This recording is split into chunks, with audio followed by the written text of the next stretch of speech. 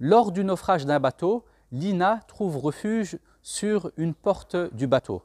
Celle-ci mesure 2,20 m de long, 83 cm de large et 70 mm d'épaisseur et soutient Lina en étant immergée au 6/10. Sachant que cette porte a une masse de 23 kg, détermine la masse de Lina. On nous indique que la masse volumique de l'eau de mer est de 1030 kg par mètre cube. La chose la plus importante à saisir pour pouvoir résoudre cet exercice, c'est que Lina et la porte flottent sur l'eau. En effet, puisque Lina et la porte flottent sur l'eau, nous pouvons dire que la force d'Archimède est égale au poids de la porte plus le poids de Lina.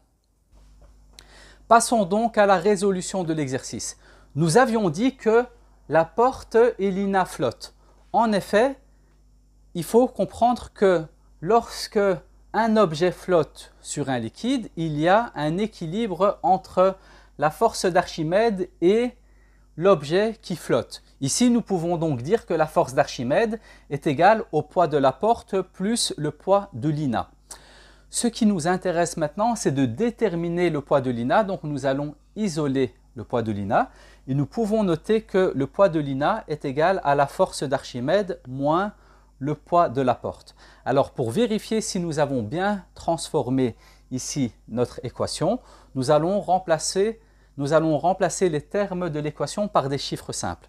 Par exemple, je peux noter que 7 est égal à 5 plus 2. Et donc ici, le poids de Lina représente mon chiffre 2. Et ici, je vérifie, donc 2 est égal à la force d'Archimède qui est représentée par le chiffre 7, moins le poids de la porte ici qui est représenté par le chiffre 5. Et on voit bien que 2 est égal à 7 moins 5. Donc, nous avons bien transformé notre équation. Nous allons résoudre l'exercice en 4 étapes. La première étape sera de déterminer le poids de la porte. Ensuite, nous allons déterminer la force d'Archimède. Et une fois que nous aurons ces deux grandeurs, eh bien, nous allons soustraire à la force d'Archimède le poids de la porte pour obtenir en troisième étape le poids de Lina. Une fois qu'on aura le poids de Lina, eh bien, nous allons déterminer la masse de Lina par rapport à la relation qui existe entre le poids et la masse d'un objet. Voici donc la première étape de l'exercice. Le poids de la porte, nous devons le déterminer en newtons. Donc, sachant que le poids de la porte est égal à la masse de la porte fois la gravité de l'astre sur lequel on se trouve, donc en l'occurrence ici la gravité de la Terre, nous pouvons noter que le poids de la porte est égal à 23 kg fois 9,81 newtons par kilogramme. Lorsque nous multiplions ces grandeurs, nous pouvons simplifier ce qui peut être simplifié. Et donc, nous nous retrouvons avec le poids de la porte qui est égal à 225,63 newtons. Passons donc à la deuxième étape de notre résolution. Ici, nous devons déterminer la force d'Archimède. Souvenez-vous, la force d'Archimède est égale au poids du volume du liquide déplacé par l'objet immergé. Ce qu'il faut bien comprendre, c'est lorsque l'on parle de force d'Archimède, la force d'Archimède est toujours en relation avec le liquide déplacé par l'objet immergé. Sachant que la force d'Archimède est égale au poids du volume du liquide déplacé, nous pouvons dire que la force d'Archimède est égale à la masse fois la gravité. C'est la même formule que pour le poids. Sauf qu'ici, nous allons parler de la masse du liquide déplacé par l'objet immergé fois la gravité de la Terre.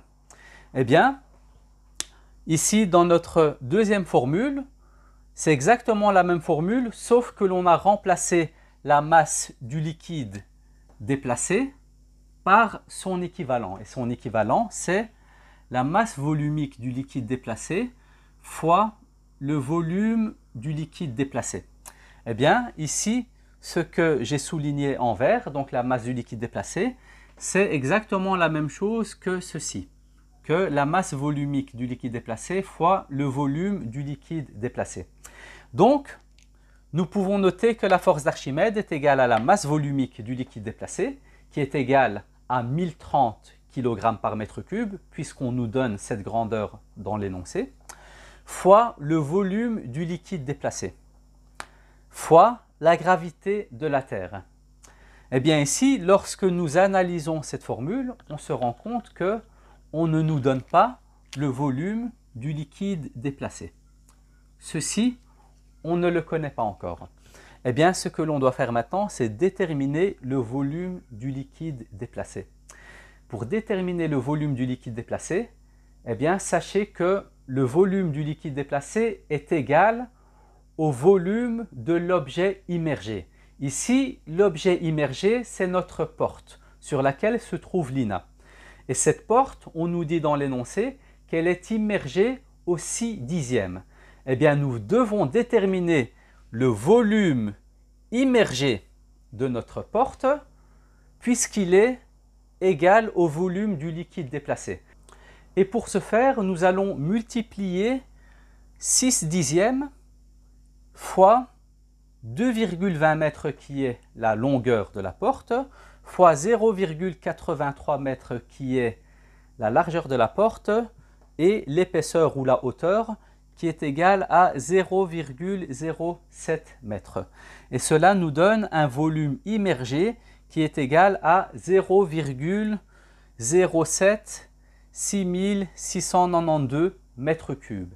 Eh bien ça, c'est le volume immergé de la porte qui est aussi égal au volume du liquide déplacé par cette même porte. Maintenant que nous avons déterminé le volume du liquide déplacé par l'objet immergé, eh bien ici, nous pouvons donc déterminer la force d'Archimède. Et la force d'Archimède, voici sa formule.